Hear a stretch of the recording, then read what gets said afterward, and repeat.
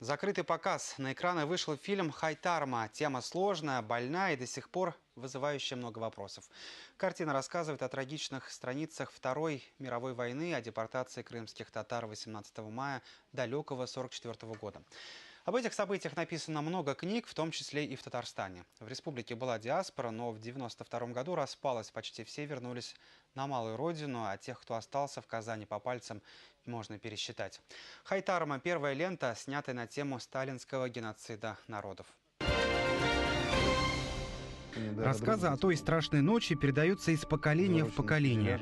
После московской премьеры зрители со слезами на глазах вспоминают, как это было.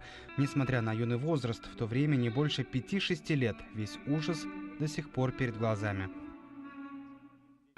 Фильм очень сильный и очень своевременный. Такие вещи нельзя забывать. Нельзя забывать не только крымским татарам, но всем, кто в этой стране живет. Всю эту историю я знал. Но одно дело знать, а другое дело увидеть очень качественное кино. Очень качественное кино, очень сильное, очень трагическое, очень сдержанное, я бы сказал. Потому что это тема, которая позволяет и вроде бы провоцирует на такие достаточно крайние эмоции, потому что это очень эмоционально. А фильм сделан сдержанно. Я бы даже сказал, он жестко сделан. Жестко, даже не только в смысле натурализма, не так много натурализма, а в смысле того, что жестко сдерживаются эмоции. То есть он не давит слезу. В центре сюжета летчик, дважды Герой Советского Союза Аметхан Султан. В мае 1944 года, после освобождения Севастополя, он отправляется в отпуск в родной город в Крыму – Алупку. И на его глазах 18 мая начинается депортация крымских татар. Приказы конвоя выполнять четко и беспрекословно. Шаг вправо, шаг влево. Конвой стреляет без предупреждений. В товарные вагоны по всему Крыму грузили детей, женщин и стариков, увозили далеко, и сейчас нет статистики, сколько людей умерло в дороге и в первые годы ссылки.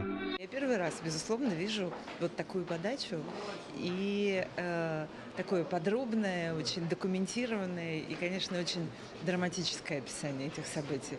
Я думаю, что авторы этого фильма, те, кто все это придумал, организовал, устроил, снял, сделал, выпустил сейчас к зрителям, они, конечно, сделали огромную работу. Война очень много зла наделала, и она проявила и самые лучшие, и самые худшие качества любого народа.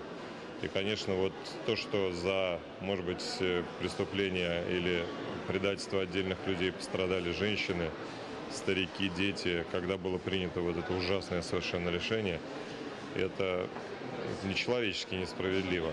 Но, с другой стороны, мне очень фильм понравился тем, что в нем нет ненависти.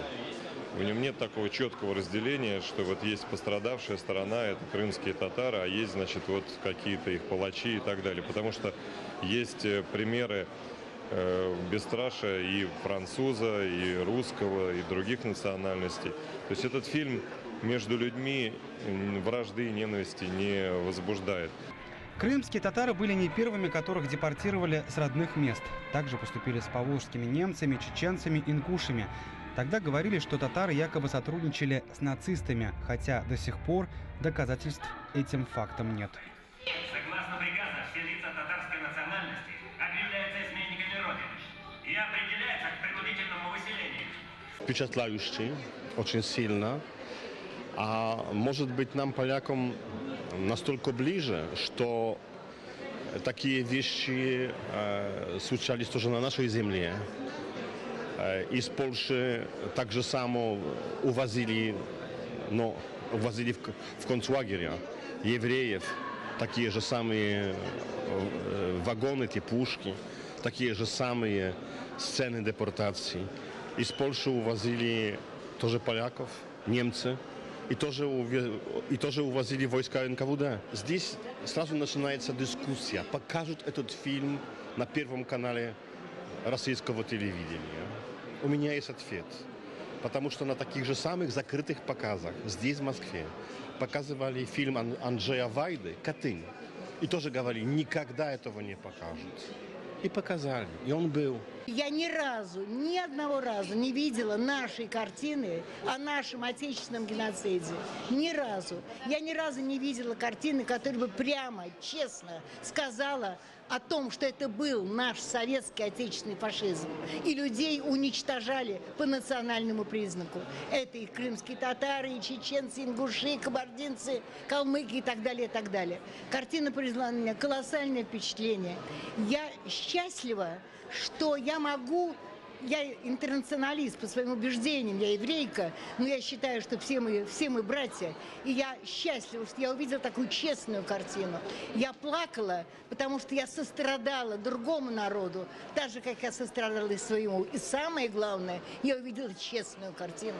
Я увидела картину, которая прямо сказала то, о чем написал Гроссман в «Жизни и судьбе». Он написал о двух фашизмах. Так это и были два фашизма. Я крымский татарин. У меня сын герой! Картину показали во многих городах страны. Сейчас фильм готовят к фестивалям. По телевидению покажут 18 мая 2014 года, в День памяти жертв депортированных из Крыма. Деньги от проката потратят на развитие детского крымско-татарского телеканала.